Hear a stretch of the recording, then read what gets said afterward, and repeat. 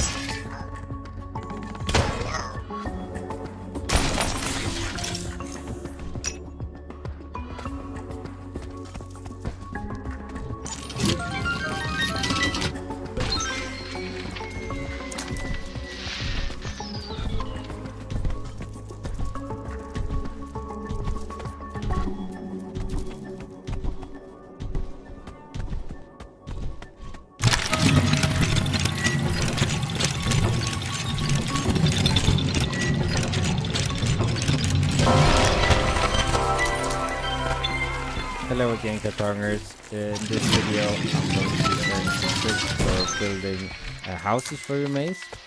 You have bought the Kartong starter kit, and you'll get a few templates for that, for buildings, for example.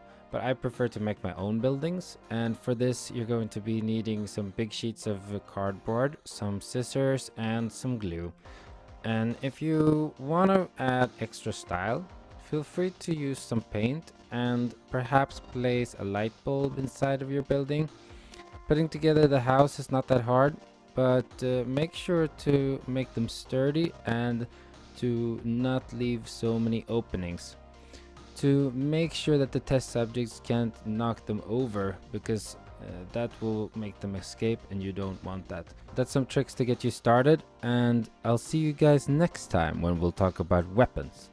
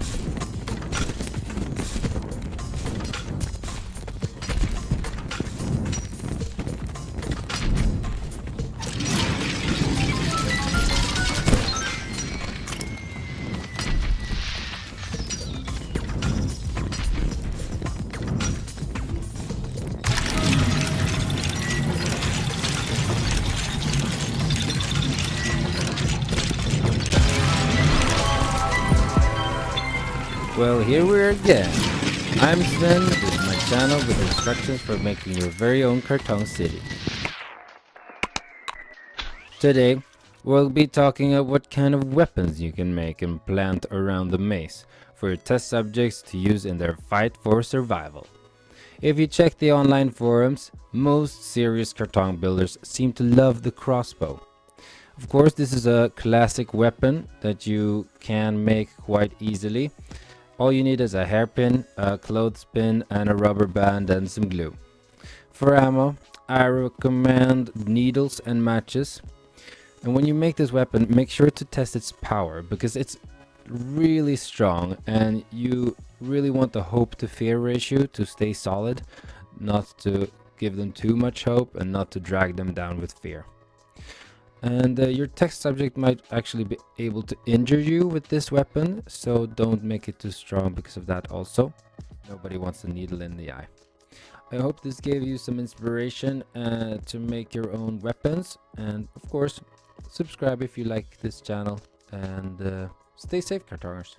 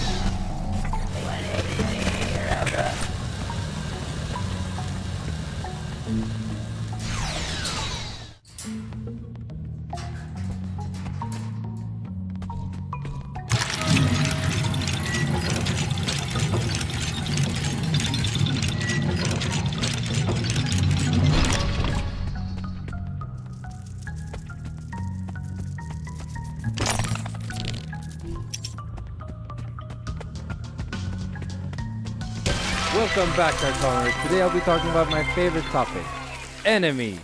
Just like with the weapons, you can make many different types of enemies for your Kartong mace. A lot of people buy ready-made enemies from the store, but I prefer to build my own using old toys. You can pretty much use any toy. I used to like plush animals the other day. Sometimes I've used robots or just toy cars. You can use any type of toy, but they need to be able to do two things: move around the maze and do beautiful damage to your test subject. For movement, I like adding tiny motors to my enemies, but I can also just simply hang them through strings and steer them as puppeteers. For the always important hope to fear ratio, I suggest you start out with using only one enemy in your maze. But let's take a look at some enemies that I've created. This one is a robot that really moves around in like a jittery kind of way. It just hurts people with electricity coming out of his body. And we've got another one here, but let's not talk so much about that one. Let's talk about Chucky O'Hare here. He's got a scissor as like his main weapon. He's got a really scary face with buttons and whatnot. And this is Pioneer Petey. He's pretty cool. He's got this safety pin as one of his main weapons, and his face spins around, so you know that stuff is going on when his face spins around, and you want to take action according to that if you're a test subject. Well, towards the end, I like using many enemies and just a variety of enemies, so that survival becomes almost impossible. But that's just my taste and my liking. But worth to mention again is also just don't make your test subject escape. It's too dangerous. That's it for today's. See you guys in the next one.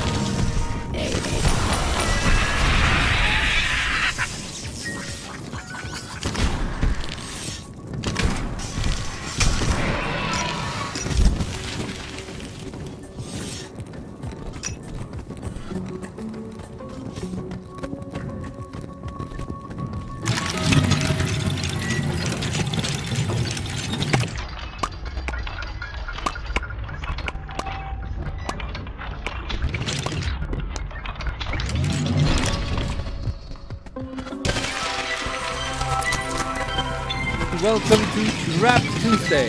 Every Tuesday we talk about traps for our Kartong cities. And today, the trap of the day is the mouse trap.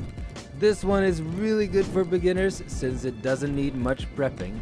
And all you need is a simple mousetrap, which you can buy in basically any hardware store.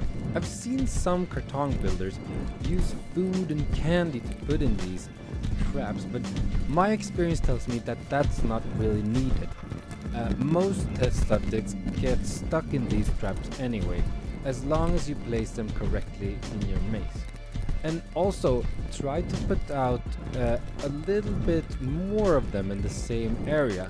That way it makes it harder to pass through, and many test subjects get really stressed when they face these many traps at once. And we're gonna take a look at some other traps here. For example, this is the pin cushion. It looks so bad. This one is made of a razor, and it's really scary. Yeah, this is another one. Well, there's just a bunch of traps, and I think it's a really cool way to keep the hope to fear ratio at a nice level. Anyway, let me know how it goes, and don't forget to like and subscribe. Stay safe, Kartongers.